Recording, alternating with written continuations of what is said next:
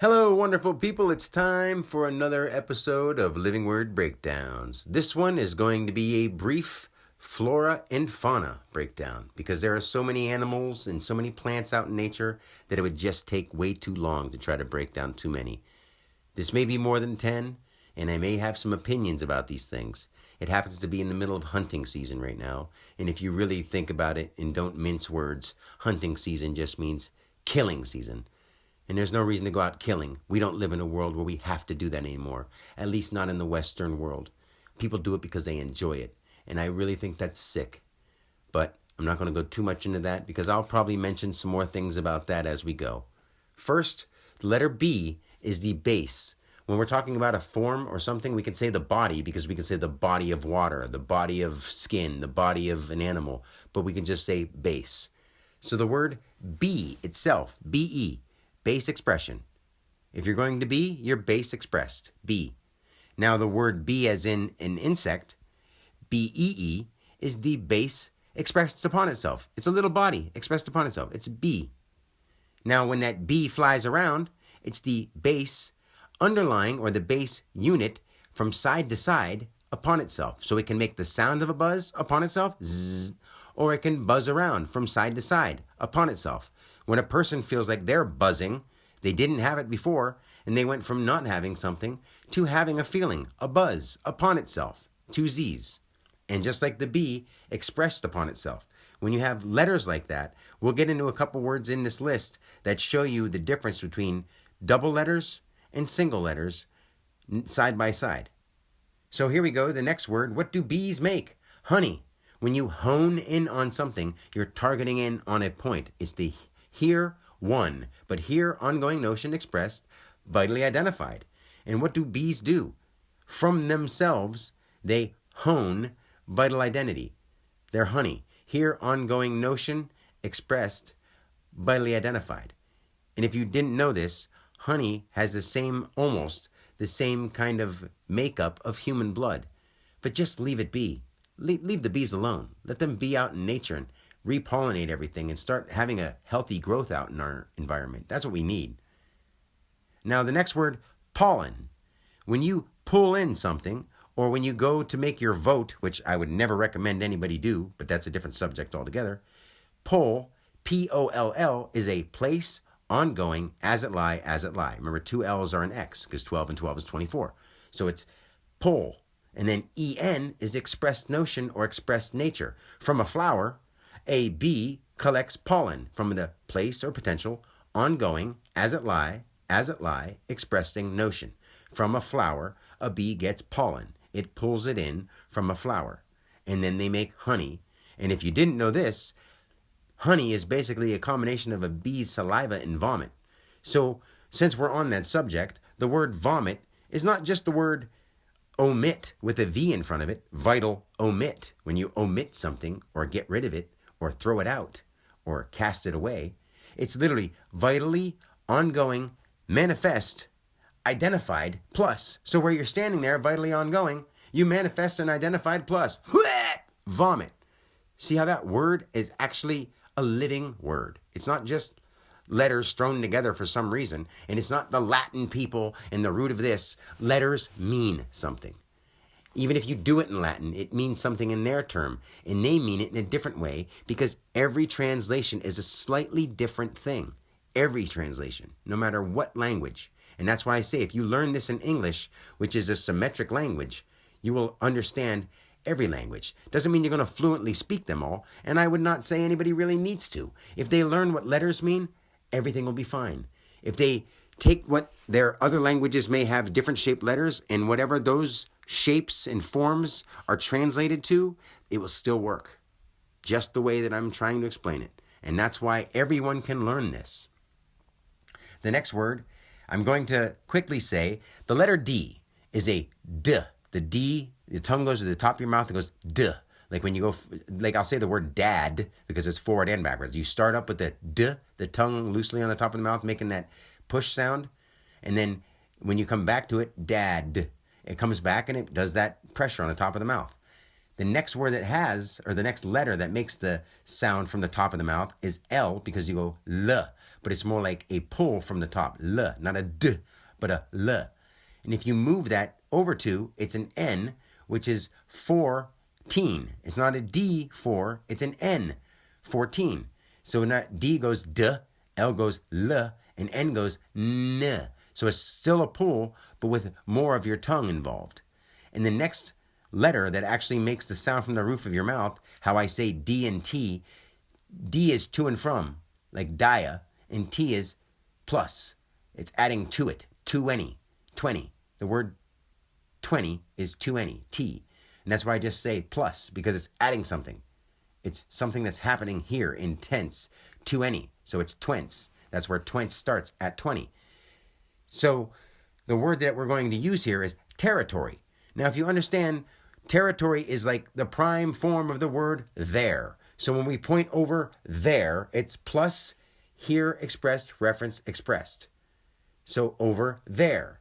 Not here where you are, here expressed, reference expressed. It's plus here. It's like plus here expressed, reference expressed.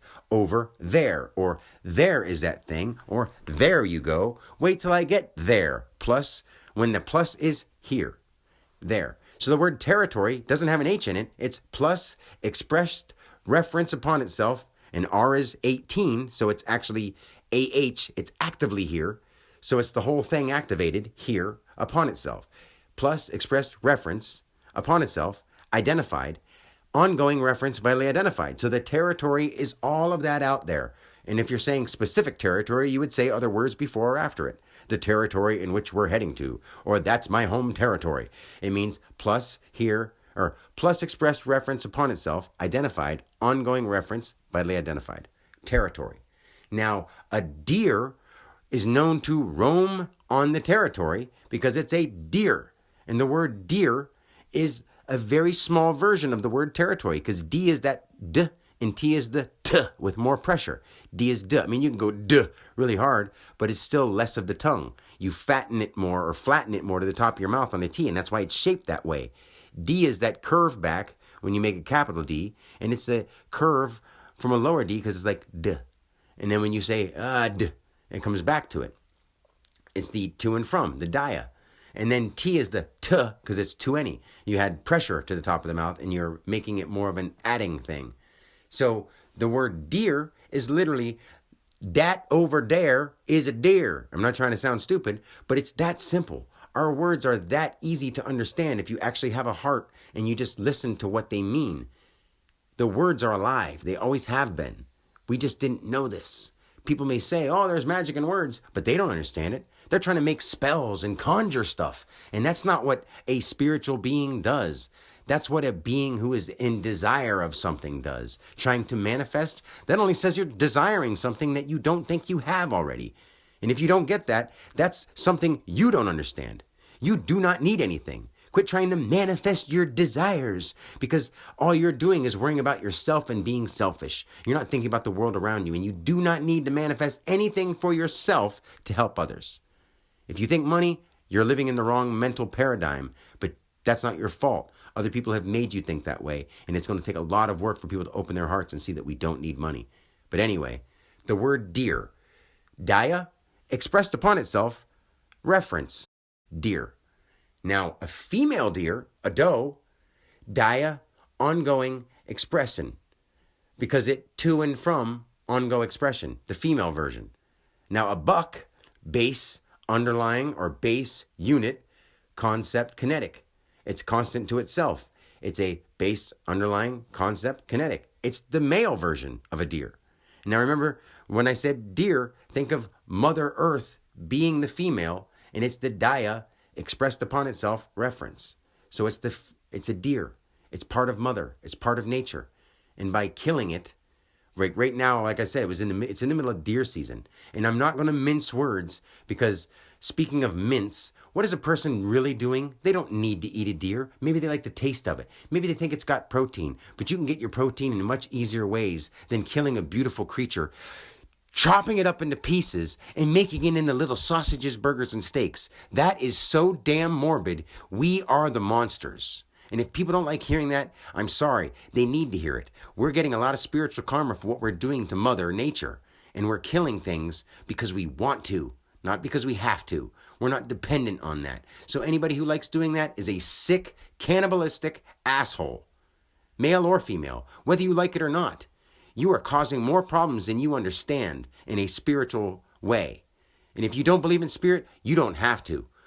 And somebody out there thinking it's some kind of, wow, look at this accomplishment I made by shooting this deer. Great. It had so many antlers. Like, how about we just blow somebody away because they got long hair? Look how much hair this guy had on it.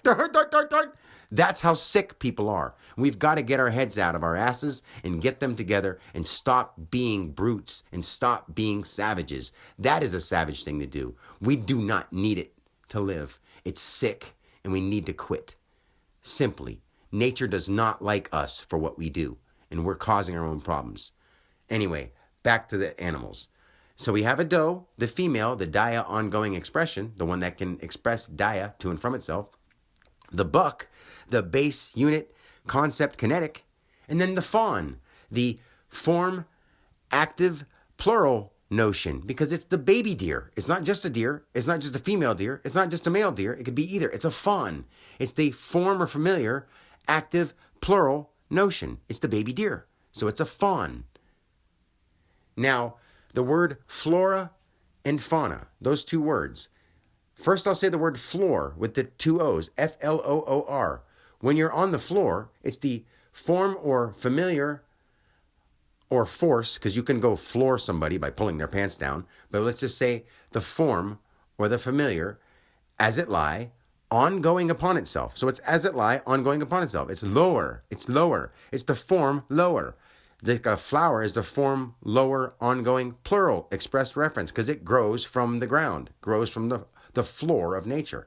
So when we say the word floor, form, as it lie, ongoing, two O's, reference. So we have two O's there. Now the word flora, form, as it lie, ongoing, reference, active. Because out in nature, it activates something as a form, as it lie, ongoing, reference, active. So it's not two O's because you're not talking about the floor. You're talking about things that grow actively on the floor all around you. So it's called flora, one O. See how these things in our words are actually living meanings. And I'm the only one who sees it this way, and I'm trying to teach it to everybody so that our kids can grow and learn so that they understand what everything means in depth, not by some science or pencil pusher who thinks they're smart because they have some, big, long definition for things that they don't need to overcomplicate. We overcomplicate things and try to think that we're smart, and most of the people out there who are talking all these big words don't even know what they mean themselves. That's why I don't go around talking all big, because there's no reason for it. Talk simply so people can understand you. Not that people are stupid, but just that people don't need all this extra garbage. So, the next word, we went from flora to fauna. So since flora is the forms of the as it lie ongoing reference active, the plants and the flowers, how about the fauna? It's the forms, because you have an F in front of the AU, the vowel that goes from active to underlying, or the activated to a unit. It's the form active unit notion or nature active. It's the animals of nature, because it's the forms. Form, lie, ongoing reference active. That's the things that lie on the ground, and they're ongoing from that reference active. Those are the plants. And then the fauna is the forms active, underlying notion or nature active. The fauna, because they're the things that actually move. They're the active units. They're the animals. Most people don't know this is why these words are that. And the letters explain it. That's the thing that I'm explaining that most people say, like, what does that mean? That doesn't mean anything. It means everything. This applies to your name. This applies to where you were born. This applies to your family members and every person you've ever known or ever heard of and ever will hear of. No matter what, they will live this out. Because that's your life sentence. Your name. Words are alive. Words are God. God is the word. And I'm not talking the religious idea. I'm talking about what God really is. The alpha body. The alphabet. The alpha body. So the last word I'm going to say is fun. Because whether or not I get emotional about some things, people killing innocent animals, people tarnishing the world, people poisoning themselves and taking on spiritual karma by actually going through death rituals and blood sacrifice by eating animals, you're actually punishing yourself by eating blood of another living thing that did not want to die. Whether it was just a sudden thing from a hunt or an animal that you farmed, you are actually bringing on a death ritual by eating death. The occult out there, they know this stuff. That's why they're trying to keep you eating meat and eating animal products, because it's feeding you death and keeping you at a lower mental level. We'll get into that on different videos, but please understand, this is how it works. This is spiritual as it gets, my friends. The last word we're going to do here, fun. Form or familiar, underlying notion. If something's familiar to you and it's an underlying notion, and if you say fun, that usually means it's something that you enjoy. Form or familiar, underlying notion, fun. Now, it doesn't necessarily mean you can't say, oh, well, that's real fun. Way to go. Because we can say certain things. But words mean what words mean. It's a familiar one. Ah, it's fun. I'm fond of it. Form, ongoing notion, daya. Fond. So, I'm going to leave it at that because I can go on and on and on and on, especially when I get a little fired up because it's hunting season. I see people going out. We have deer all over my property. I mean, I've pet deer. They'll come up to me when I'm in that higher vibrational state. I've had them come right up to me and pet them. I have videos of it, actually. It's pretty damn cool. But now they're afraid because human beings are the monsters of the world. We terrorize nature and we think nothing of it. And I'm here to wake people up to what really the awakening is. The awakening isn't knowing that people are lying to us. That's been obvious for a long, long time. The awakening is knowing that we are nature and God is manifested in every part of it, not just human beings. We are not the prime people. We are not the alpha. We are not the top of the food chain. Those are things that other people said. Get that through your heads and really take it in. Get over it because it's true. The Great Awakening is here because I'm bringing it. Other people may awaken you to things you didn't know before, but the Great Awakening is knowing that we are all part of the great. And we are all now waking up because we are the creator all together. And if we're all creating these bullshit fake worlds of what you desire, we're ruining ourselves. You've got to understand this is from my heart to you. And hopefully it can get to your heart and you can actually incorporate your mind with it and make things better in this world. This is Living Word Breakdown, Flora and Fauna. Until next time, God bless.